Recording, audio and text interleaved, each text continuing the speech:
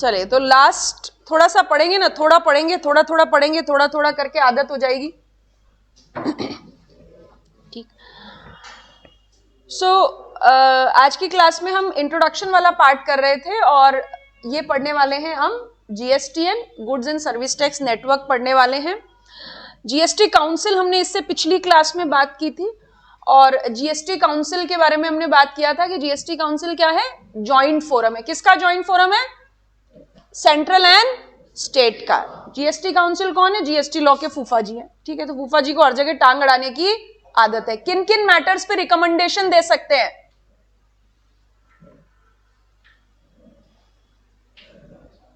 हाँ बिल्कुल,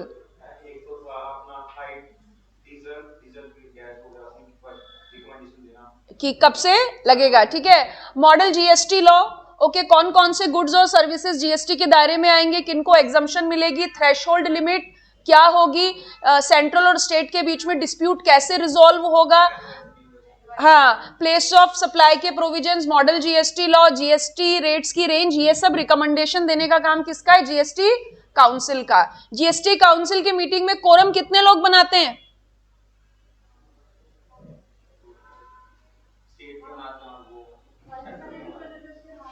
half members quorum बनाते हैं। ठीक है, सेंट्रल के पास कितना वोट होता है? 1/3। स्टेट के पास 2/3। डिसीजन मेकिंग के लिए काउंसिल की मीटिंग में 3/4। ठीक है, इतनी बात हमने जीएसटी काउंसिल के बारे में की थी। जीएसटी काउंसिल के चेयरपर्सन कौन? निर्मला सीतारमण। ठीक है, सो बस ये साइलेंस ये बताता है कि जब हमें ऐसा लगता है कि हम घर जाके बैकअप देख लेंगे और आज पतंग उड़ा लेते हैं, पर घर जाके बैकअप नहीं देखा जाता। ठीक है, चलिए जीएसटीएन के बारे में बात करेंगे, goods and service tax network. So goods and service tax network क्या है? It is a technology backbone behind GST. What is the technology backbone behind GST? देखिए, मोदी जी को लगता है कि इंडिया कैसा होना चाहिए? डिजिटल इंडिया होना चाहिए। ठीक है, डिजिटल इंडिया मतलब सब कुछ इंटरनेट गैजेट के माध्यम से होना चाहिए, मैनुअल वर्क बिल्कुल खत्म हो जाना चाहिए। तो जिस समय इंडिया में जीएसटी लॉन्च हुआ था, किस दिन लॉन्च हुआ था? डेट क्या है?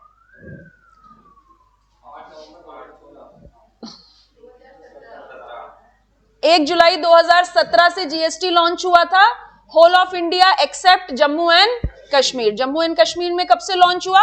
8 जुलाई से लॉन्च हुआ था। ठीक है, तो जब जीएसटी लॉन्च हुआ तो बोला गया कि ये जो जीएसटी है, इट नो मैनुअल इंटरफेस। ठीक है, कोई मैनुअल इंटरफेस नहीं रहेगा, कोई मैनुअल इंटरवेंशन नहीं रहेगा। 100% जो कंप्लायंसेस है वो कैसे होगी? ऑनलाइन होगी। ठीक है, अब इस ऑनलाइन इंफ्रास्ट्रक्चर को क्रिएट करने का काम किसने किया? Goods and service tax network ने किया। ये क्या है? ये एक प्राइवेट लिमिटेड कंपनी है जिसमें कुछ स्टेक गवर्नमेंट का है, कुछ बैंक्स ने इसके शेयर ले रखे हैं और ये कंपनी जीएसटी के लिए डिजिटल इंफ्रास्ट्रक्चर क्रिएट करने का काम करती है। नाउ चाहे अब जीएसटी रजिस्ट्रेशन करवाना हो, जीएसटी रिटर्न भरने हो, असेसमेंट होने हो या ऑर्डर होने हो, व्हाटएवर इट इज, सब कुछ कैसे होगा? ऑनलाइन। जैसे हमने बात की थी कि जीएसटी में ऑर्डर्स इशू होते हैं, डिमांड ऑर्डर्स आते हैं, वो सब भी कैसे आएंगे? ऑनलाइन पोर्टल पे आएंगे। And what is this online portal? www.gst.gov.in। कितने लोगों के घर में पापा बिजनेस करते हैं? ओके, और इनमें से कितने लोगों के पापा की फर्म पे जीएसटी रजिस्ट्रेशन नंबर है? सबका जीएसटी रजिस्ट्रेशन नंबर है। तो जो भी ये पापा क्या जीएसटी का काम देखते हो, उनसे क्या बोलना? अंकल से बोलना क्या दे दो? यूजर आईडी और पासवर्ड दे दो। ठीक है, ये यूजर आईडी पासवर्ड से आप क्या कर सकते हैं? आप इस जीएसटी पोर्टल पे लॉगिन कर सकते हैं। ठीक है, ये जीएसटी एक पोर्टल है। ओके, ये एक वेबसाइट है जो कि मैनेज कौन करता है, डेवलप कौन करता है? जीएसटीएन करता है। और इसे क्या कहा जाता है? This is a technology. ये तो बेक हो गया, पता है क्या ये ऐसा? हाँ, बेक और बैक, हाँ, so this is a bake. जैसे पैन और पेन होता है ना, कुछ कुछ लोगों के लिए सेम होता है, ऐसे अलग होता है। This is a technology backbone behind GST. ठीक है, क्या करेगा? Registration, payment, return, assessment, MIS। What is MIS? Management information system. ठीक है, वैसे ये जो MIS है ना, it is a terminology in a corporate word. MIS का मतलब होता है मैनेजमेंट इंफॉर्मेशन सिस्टम। ठीक है, यूजुअली कॉर्पोरेट में ये MIS रिपोर्ट्स टर्म यूज होती है। क्या काम होता है इस MIS रिपोर्ट्स का? अभी सरकार है, ठीक है, सरकार किस सेक्टर के ऊपर टैक्स रेट बढ़ाए, किस सेक्टर के ऊपर टैक्स रेट कम करे, कहां GST लगाए, कहां GST से छूट दे, सरकार को कैसे पता लगेगा? मंत्री जी को सपना आएगा, सपना आएगा मंत्री जी को, मंत्री जी को सपने आएंगे, लेकिन सपने में ये तो नहीं आएगा। ओके, सो क्या किया जाता है, ये जो goods and service tax network, ये जो ऑनलाइन पोर्टल है, ये आर्टिफिशियल इंटेलिजेंस के माध्यम से या डिफरेंट टेक्नोलॉजी के माध्यम से सरकार को रिपोर्ट जनरेट करके देता है। किस बात की रिपोर्ट जनरेट करके देता है? कि कौन सी इंडस्ट्री में ज्यादा GST रजिस्ट्रेशन हो रहे हैं, कौन सी इंडस्ट्री से पेमेंट ज्यादा आ रहा है। तो गवर्नमेंट क्या करती है, उस रिपोर्ट के बेसिस पे ये तय करती है कि किन चीजों को GST के दायरे में लाया जाए, किन चीजों को GST के दायरे से हटा दिया जाए। जैसे फॉर एग्जाम्पल, अभी आपने देखा कि पुष्पा 2 रिकॉर्ड तोड़, छप्पर फाड़ कमाई की पुष्पा 2 ने। ठीक है, अब पुष्पा 2 ने कमाई की मतलब क्या? लोग, बहुत ज्यादा लोग मूवीज में पहुंचे और उन्होंने देखा। ठीक है, सो एडमिशन टू सिनेमा, ये ऑलरेडी GST के दायरे में एक सर्विस आती है, मतलब आइनॉक्स जो देता है आपको, जो मूवी दिखाता है, वो ऑलरेडी GST के दायरे में आती है। अब आप सोचिए, सरकार के पास ये डेटा पहुंचा कि पुष्पा 2 ने इतनी कमाई की। ठीक है, अब पुष्पा 2 ने कमाई की मतलब लोगों ने जब टिकट खरीदा होगा तो टिकट पे GST भी पे किया होगा। मींस रुझान क्या है पब्लिक का, कि वो मूवी में जा रही है, टिकट का पैसा दे रही है और टिकट पे GST भी दे रही है। ठीक है, इसका मतलब लोग मूवी जा रहे हैं और वहां बैठ के पॉपकॉर्न भी खा रहे हैं। तो फिर सरकार ने क्या किया? बोले वो तो ऑलरेडी GST के दायरे में है ना।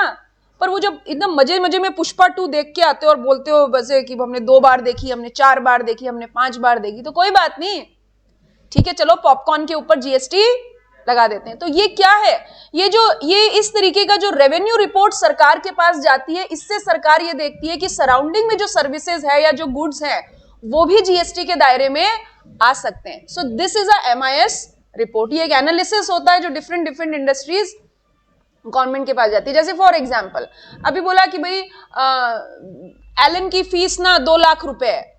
ठीक है, इतने लोग कोटा जा रहे हैं, या सीकर भी एक हब बन गया है अभी आजकल, इतने लोग जा रहे हैं और IIT की कोचिंग ले रहे हैं।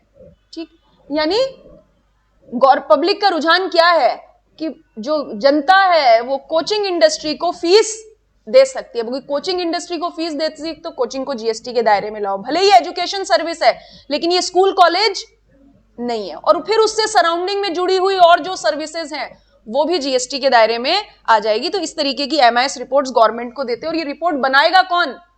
पोर्टल। ठीक है, पोर्टल से अपने आप ये रिपोर्ट्स जनरेट होती हैं और गवर्नमेंट को जाती है, गवर्नमेंट एनालिसिस करती है और गुड्स और सर्विसेज को GST के दायरे में लाती है। Common IT infrastructure for central and state government.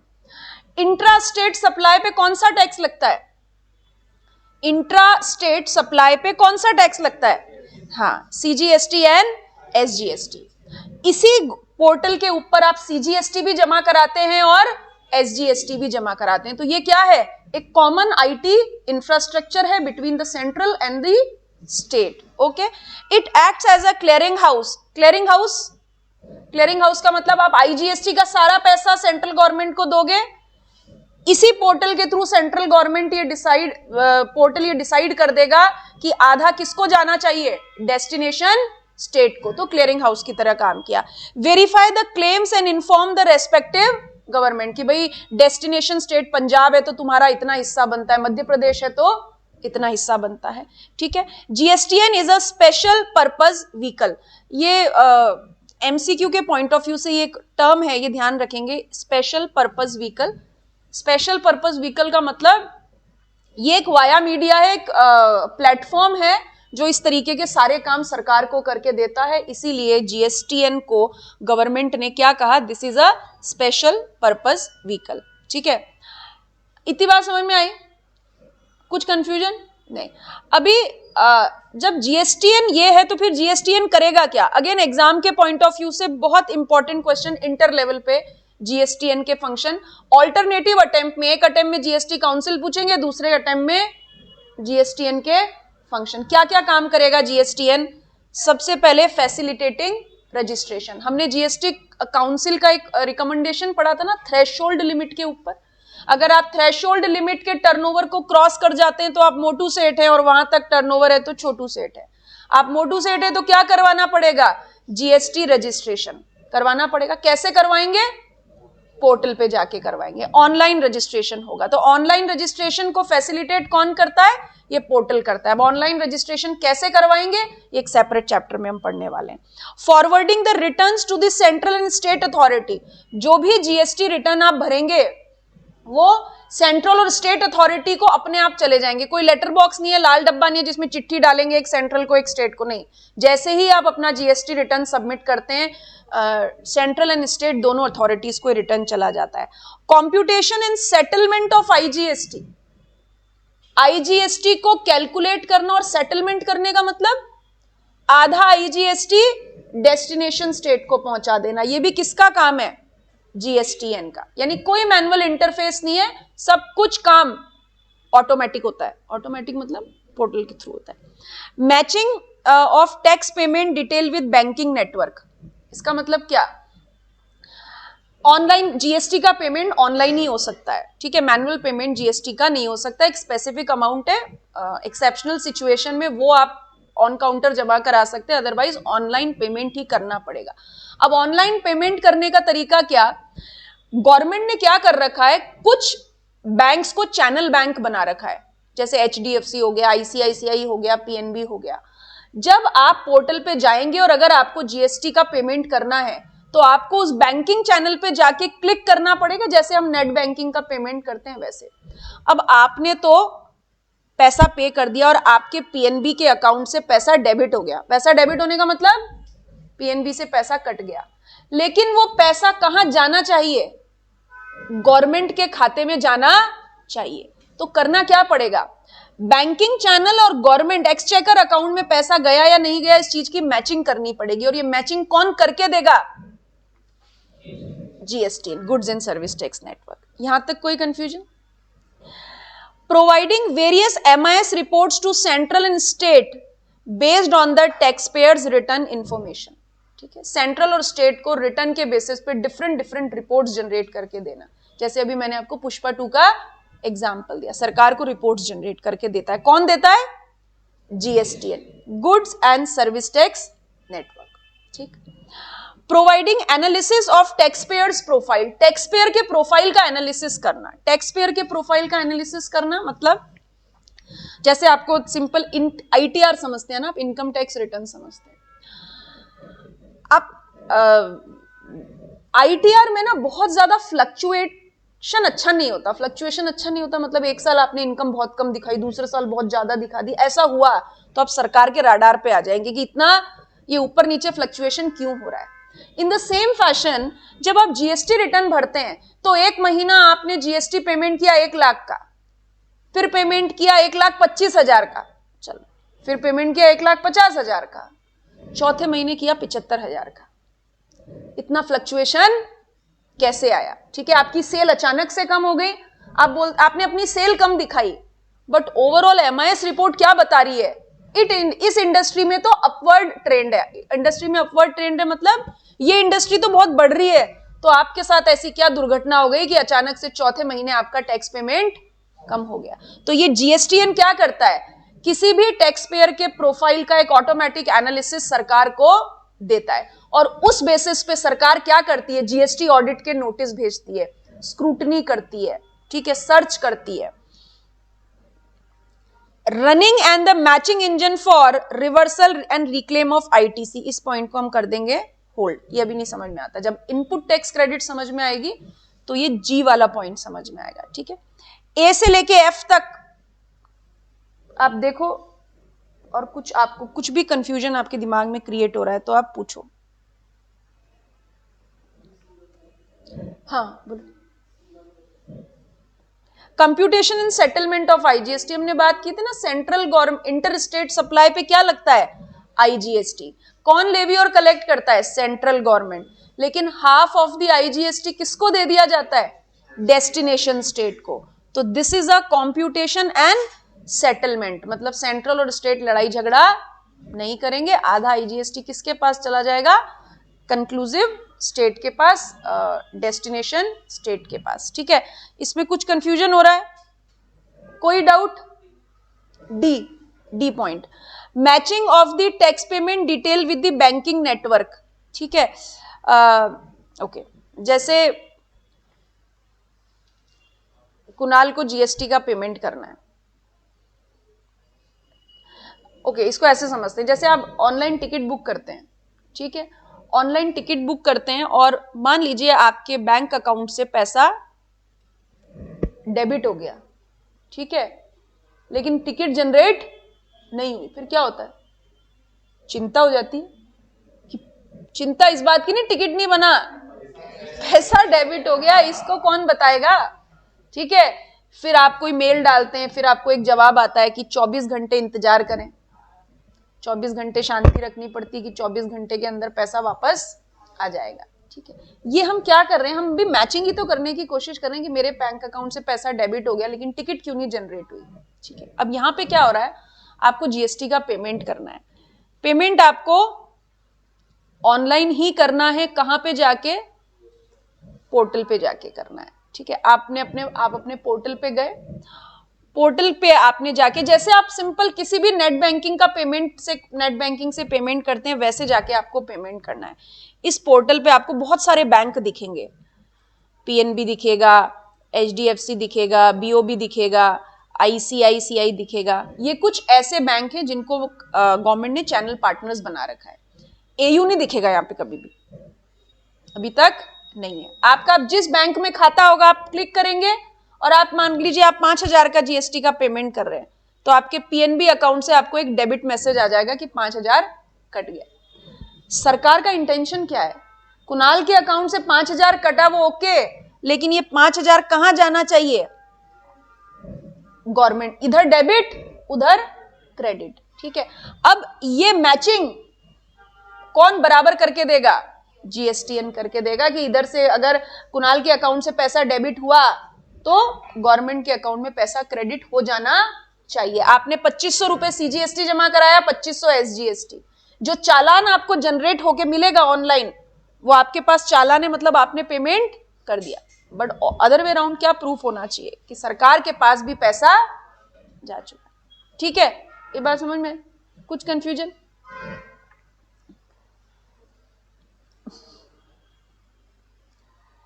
मुझे अंदर से आवाज आ रही है बस।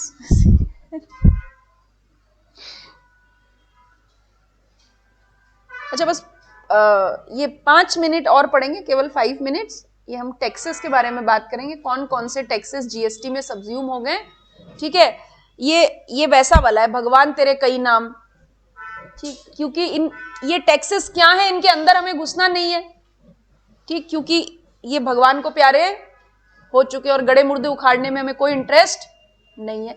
लेकिन पूर्वजों का नाम पता होना चाहिए। पता है आपको पूर्वजों का नाम पता होना चाहिए। ऐसा कब जरूरत कब पड़ती है पूर्वजों के नाम की, कोई पूछता दादी परदादी दादा परदादा का, कोई नहीं पूछता। कब काम आता है,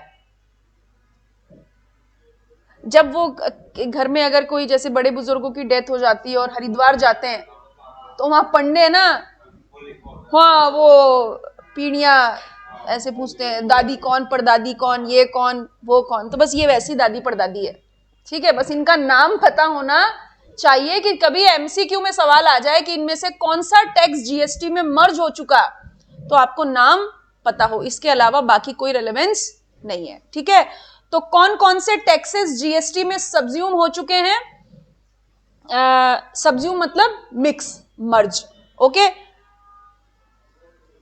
central excise duties and additional excise duties, service tax, excise duty under medicinal and toilet preparations.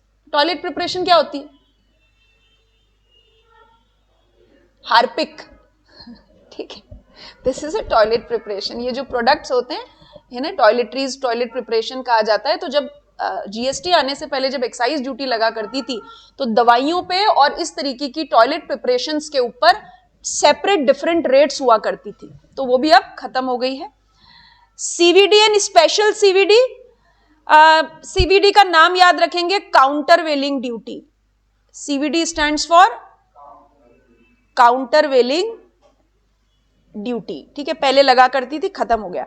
Central sales tax, जब हमने वो टेबल बनाई थी तो वहां पे एक नाम पड़ा था CST, central sales tax, interstate supply पे लगता था। और इन सारे टैक्सेस पे जो सरचार्ज और सेस लगा करते थे वो भी खत्म हो गए। मतलब जब ये टैक्स खत्म हो गया तो सेस भी खत्म हो गया। जैसे सेंट्रल एक्साइज ड्यूटी पे एजुकेशन सेस लगता था, अभी सेंट्रल एक्साइज ड्यूटी भगवान को प्यारी हुई तो एजुकेशन सेस भी भगवान को प्यारा हो गया, ठीक है। स्टेट टैक्सेस कौन कौन से खत्म हुए? स्टेट टैक्सेस के ऊपर जो सरचार्ज और सेस लगा करते थे, खत्म। ये वाला पॉइंट ध्यान रखने का है। Entertainment tax except those levied by local bodies, यानी एंटरटेनमेंट टैक्स जो राज्य सरकार लगाया करती थी, जो स्टेट गवर्नमेंट लगाया करती थी, वो खत्म। बट लोकल बॉडीज अभी भी एंटरटेनमेंट टैक्स लगा सकती। What is the local body? Dussehra ground में जाओगे, जब रावण जलेगा तो मेला लगता है, कौन हैंडल करता है उसको? जयपुर नगर निगम। जयपुर नगर निगम क्या है? Local body. तो लोकल बॉडी एंटरटेनमेंट टैक्स लगा सकती है, बट स्टेट गवर्नमेंट नहीं लगा सकती। तो जीएसटी में क्या सब्ज्यूम हुआ, क्या मिक्स हुआ? एंटरटेनमेंट टैक्स मिक्स हुआ। किसको छोड़ दीजिए? उस एंटरटेनमेंट टैक्स को छोड़ दीजिए जो लोकल बॉडीज लगाती है। यानी entertainment tax by state government finish, but entertainment tax bye local bodies आज भी एग्जिस्ट करता है। इसके अलावा लॉटरी, बेटिंग, गैम्बलिंग, सट्टा, उसके ऊपर स्टेट गवर्नमेंट टैक्स लगाया करती थी, अब खत्म हो गया। अब क्या लगता है? जीएसटी, ठीक है। एंट्री टैक्स, परचेज टैक्स खत्म, वेट, सेल्स टैक्स खत्म, luxury tax and tax on advertisement finish. इनके ऊपर अब ये रेस्पेक्टिव अलग अलग टैक्सेस नहीं लगते हैं, अब इनके ऊपर क्या लगता है? GST, one nation one tax, ठीक है। बस आज के लिए इतना ही, ओके।